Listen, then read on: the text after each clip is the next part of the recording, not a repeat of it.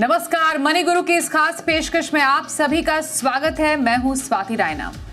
Budget में tax में छूट मिलने के बाद अब समय आ गया है ये बताने का कि आपके महीने की बचत पर इसका कितना असर पड़ेगा। इस बचे हुए पैसे का सही इस्तेमाल आप कैसे करें और क्या अब समय आ गया है न्यू टैक्स रिजीम में शिफ्ट होने का। इसी पर आज हमारी रहने वाली है खास चर्चा। दो एक्सपर्ट्स के साथ दोनों का परिचय करा दे। हमारे साथ इस वक्त है EY इंडिया में टैक्स प्लानर समीर कानाबार और साथ ही हमारे साथ हैं आनंद राठी वेल्थ के डेप्यूटी CEO फिरोज अजीज। दोनों ही एक्सपर्ट्स का बहुत स्वागत करते हैं हमारे साथ आज इस खास स्पेशल एपिसोड में शामिल होने के लिए।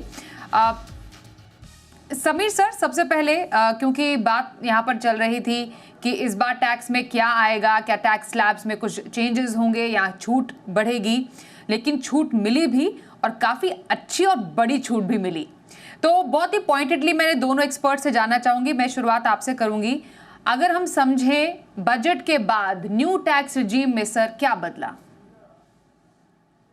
तो आपने सही बताया कि पहले एक तो क्या हुआ है कि न्यू टैक्स रिजीम में बड़ा चेंज करके वो लोग ने ओल्ड टैक्स रिजीम को खत्म कर दिया है। ओल्ड टैक्स रिजीम को हमको उड़ाने की जरूरत नहीं है।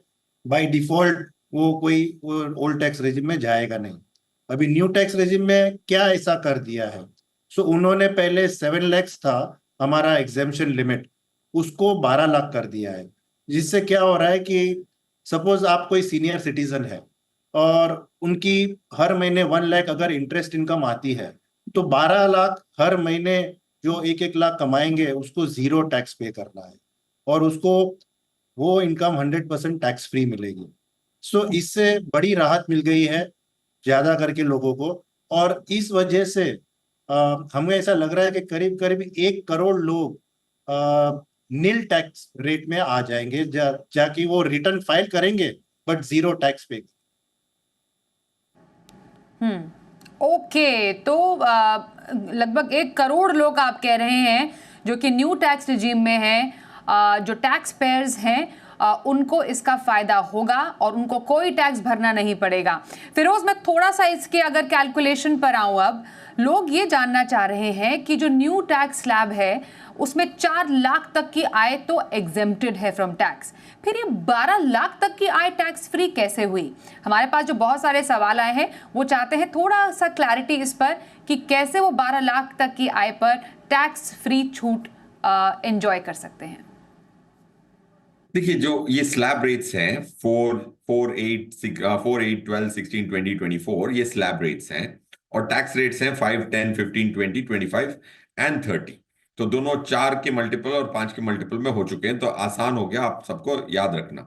अब रहा सवाल, अगर 4 लाख से टैक्सेबल है तो ये भी क्यों कहा जा रहा है कि 12 लाख से टैक्सेबल, 12 लाख तक टैक्सेबल नहीं होगी प्लस स्टैंडर्ड डिडक्शन 75,000 की।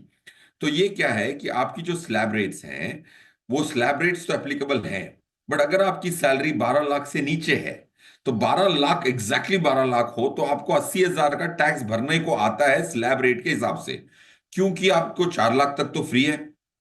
4 से 8 जो 5% होता है, 4 से 8 का 5% होता है 20,000 रुपए। वैसे ही 8 से 12 का टैक्स होता है वापस 10% ऑफ 4 लाख 40,000। पॉइंट ये है कि 12 लाख तक की जो भी टैक्स होती है उसको एग्जेम्पशन दिया गया है, उसको एक छूट दी गई है। तो कुल मिला के आपकी स्लैब रेट्स कैलकुलेट तो होंगी, अगर 12 लाख के नीचे हैं तो उसको आपको छूट मिलेगी, रियायत मिलेगी। और इसीलिए वो जो कह रही है निर्मला मैम, ये कह रही है कि 12 लाख तक की मेरी टैक्स फ्री होगी प्लस 75,000 का डिडक्शन होगा। वो इसीलिए है क्योंकि टैक्स स्लैब्स के बाद आप 12 लाख के नीचे हैं या 12 लाख पे हैं तो आपको छूट जरूर मिलती है, जो भी टैक्स पे करना है वो पे नहीं करना पड़ता। Okay, so just for the clarification Sameer sir, ये 75,000 का स्टैंडर्ड डिडक्शन है, मतलब जो सैलरीड एम्प्लॉय है 12,75,000 तक उनके लिए कोई टैक्स नहीं है। वो कैलकुलेशन जैसा फिरोज ने भी बताई। ऑल्सो जो कि आपका रिबेट था 25,000 से बढ़ाकर 60,000 कर दिया गया है। हेंस जो ये आप इंजॉय करेंगे वो 12 लाख या 12,75,000, ये समीर सर उनके लिए है। सर मैं समीर सर इसमें आपसे एक बात ये जानना चाहती हूँ, काफ़ी लोगों के मन में ये सवाल भी है, अगर हमारी जो सैलरी है, आय जो 12,10,000 हो जाती है, 12,20,000 हो जाती है, तो क्या फिर उनका पूरे अमाउंट पर टैक्स लगेगा?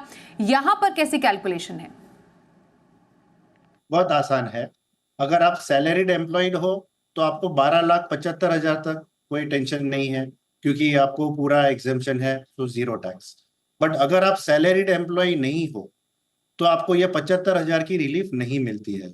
और अगर आपकी इनकम 12,20,000 है जैसे आपने बताया, तो नॉर्मली वो इनकम पे आपको टैक्स ज्यादा लगता था स्लैब रेट्स के हिसाब से आप 35,000 या 40,000 टैक्स पे करते थे।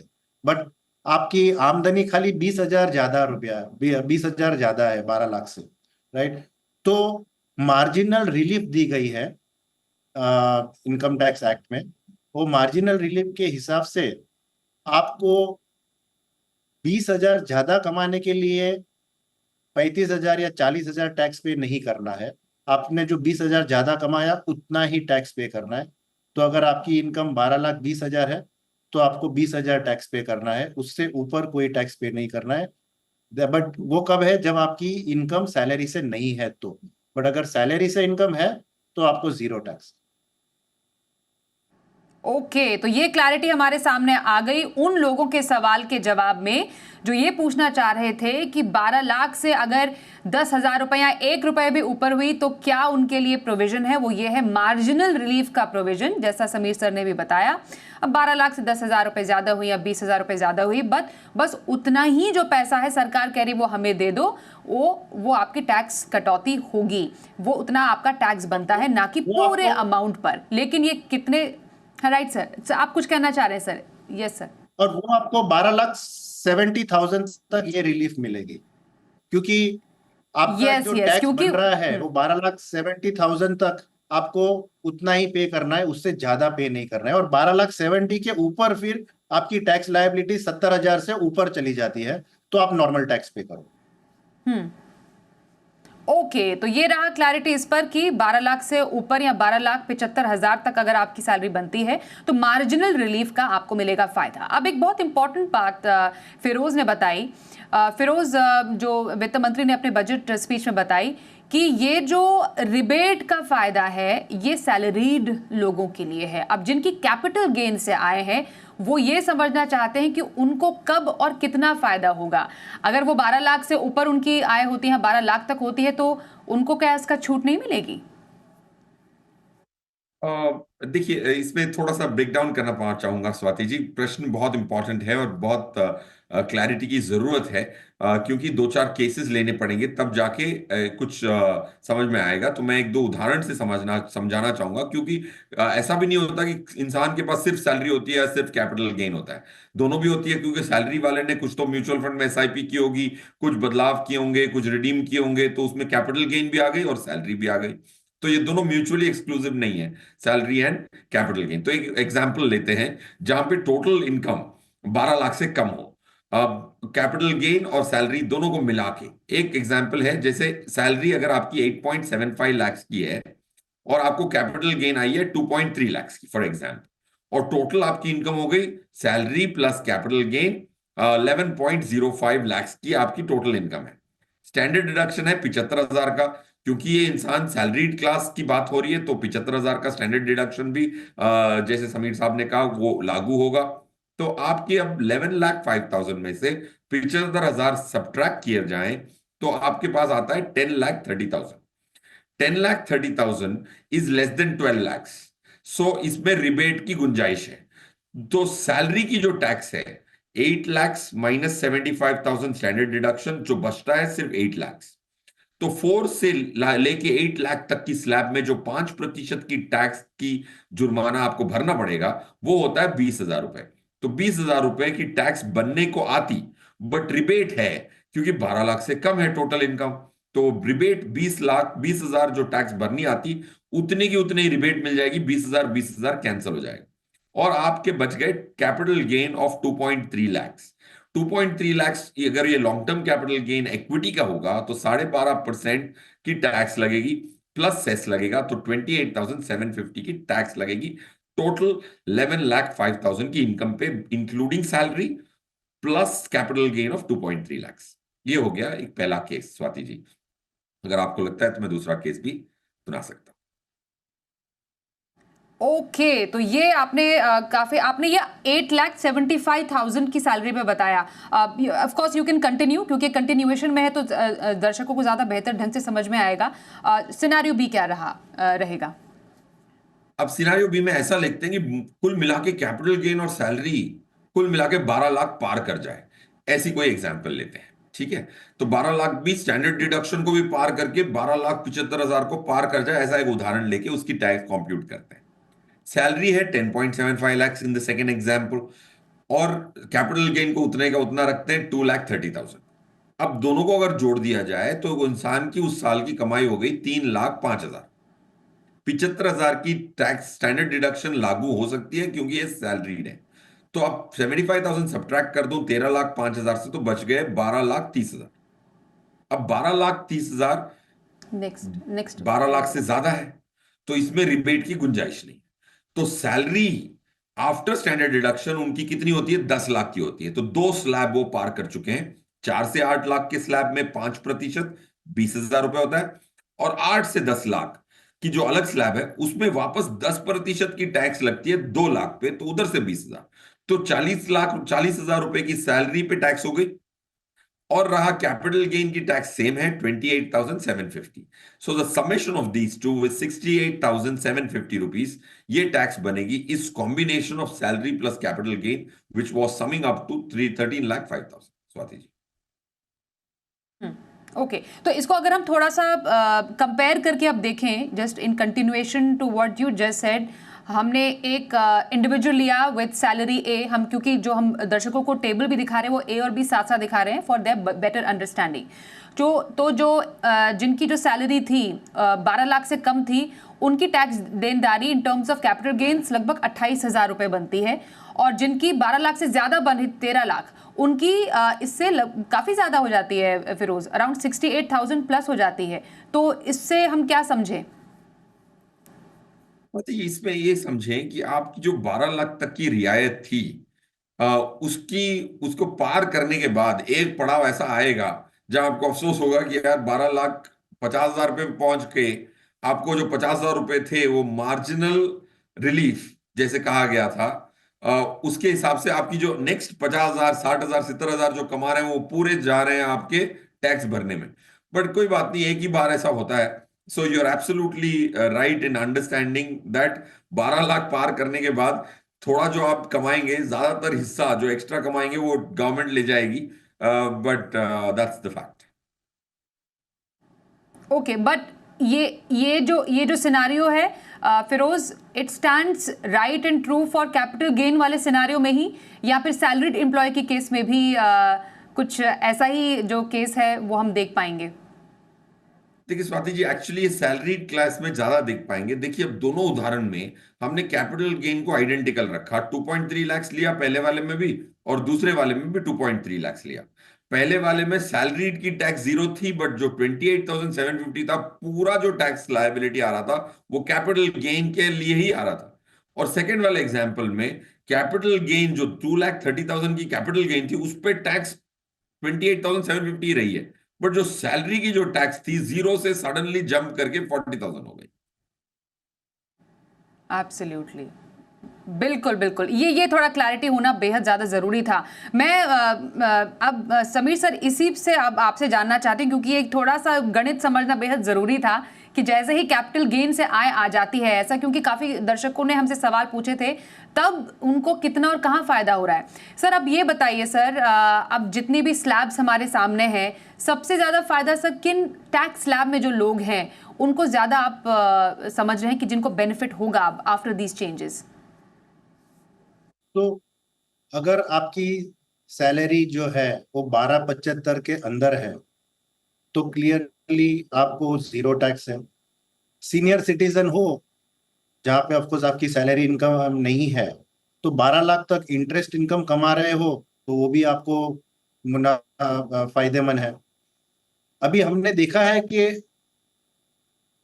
13 लाख से लेके 21 लाख तक अगर आपकी सैलरी हो, तो वो लोग को ओल्ड रेजिम जो है वो ज्यादा बेनिफिशियल है, क्योंकि वहां पे टैक्स न्यू रेजिम से कम आ रहा है। बट एक बार आप 22 लाख की सैलरी क्रॉस कर लो या 22 लाख की इनकम क्रॉस कर लो, तो न्यू रेजिम आपको बेनिफिशियल हो रहा है, तभी आपको ओल्ड रेजिम में ज्यादा टैक्स पे करना है।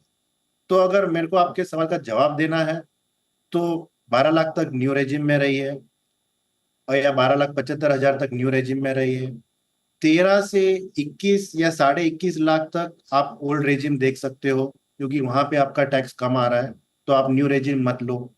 और 21.5 या 22 के ऊपर है अगर आपकी आमदनी, तो आप न्यू रेजिम में वापस आ जाओ, तो आपकी टैक्स कम हो जाएगी।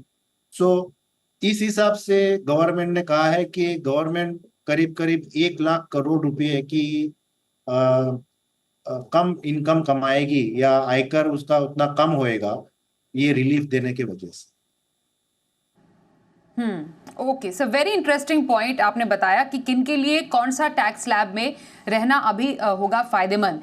बहुत इंटरेस्टिंग पॉइंट्स हमें दोनों एक्सपर्ट से मिल रहे हैं, पर एक छोटे से ब्रेक के लिए हमें रुकना पड़ेगा। तुरंत लौटेंगे और लौटने के बाद ज़रा आप समझने की कोशिश करेंगे कि अब आपके लिए जो ये हाथ में पैसा आया है उसका आपको करना क्या चाहिए। इस पर चर्चा थोड़ी देर में।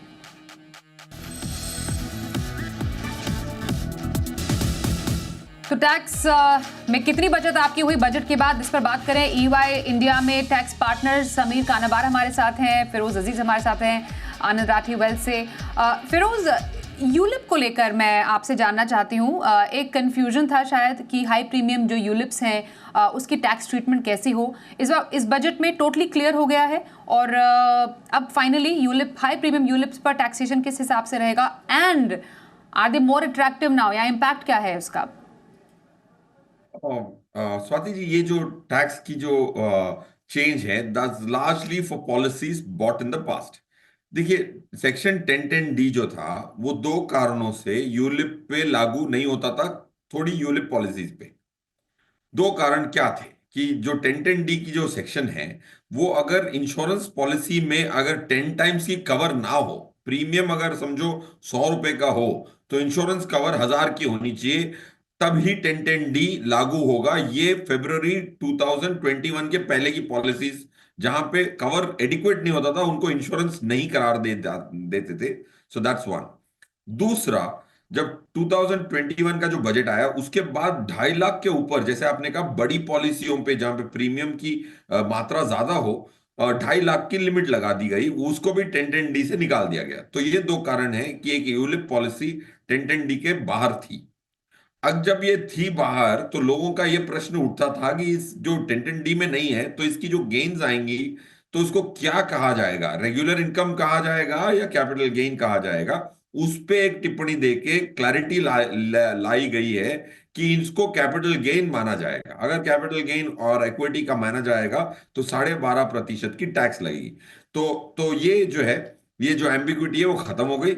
अब इससे शायद कहीं अट्रैक्टिव भी हो जाए, कहीं नॉन अट्रैक्टिव भी हो जाए। तो कैपिटल गेन है तो 12.5 की टैक्स देनी है स्लैब रेट्स पे, या फिर 12.5 पे। तो I think it is a marginal advantage, not prospectively, it's more of a clarity than an advantage. Okay fine, ये थोड़ा समझना जरूरी था आपसे कि यूलिप पर टैक्सेशन को लेकर क्या क्लैरिटी सामने आई है। समीर सर, अब क्योंकि हम नया इनकम टैक्स एक्ट भी देखेंगे, काफ़ी रिडंडेंट जो एक्ट्स थे उनको हटाया जाएगा, पर एक बहुत बड़ा सवाल लोगों के मन में है। जिस तरीके से न्यू टैक्स रिजीम पर ज़्यादा फोकस पिछले कई बजट्स में रहा है एफएम का, क्या अब फाइनली टाइम आ गया है न्यू टैक्स रिजीम में शिफ्ट होने का? अब धीरे धीरे सरकार ये चाह रही है कि ओल्ड टैक्स रिजीम को पूरी तरह हटा ही दिया जाए, एंड वुड दैट मीन कि आप तमाम जो डिडक्शंस एंजॉय करते थे उसको भी आप गिव अप कर देंगे? या पहले मैं एटलीस्ट एक यूलिप पे एक और क्लैरिफिकेशन दे दूं कि दो तरह की इंश्योरेंस पॉलिसी होती थी, एक यूलिप्स और दूसरी नॉन यूलिप्स, राइट? तो जो यूलिप्स है उसमें 2,50,000 की लिमिट है, और जो नॉन यूलिप्स पॉलिसी है वहां पे 5 लाख की लिमिट है। सो जब तक आपका प्रीमियम 2.5 लाख या 5 लाख से कम है तो आपको ये बेनिफिट मिल रहा है कि यूलिप्स में आपको जो पैसे मिलेंगे वो कैपिटल गेन्स माने जाएंगे। लेकिन जो नॉन यूलिप पॉलिसी है, जो मनी बैक कहते हैं या एंडोमेंट पॉलिसी कहते हैं, जहां पे 5 लाख की लिमिट है, अगर वहां पे आपको रिटर्न मिल रहा है 5 लाख के ऊपर से, तो आपको वहां पे इनकम फ्रॉम अदर सोर्सेज माना जाता है, और वो आपको आपके स्लैब रेट के हिसाब से टैक्स होएगी।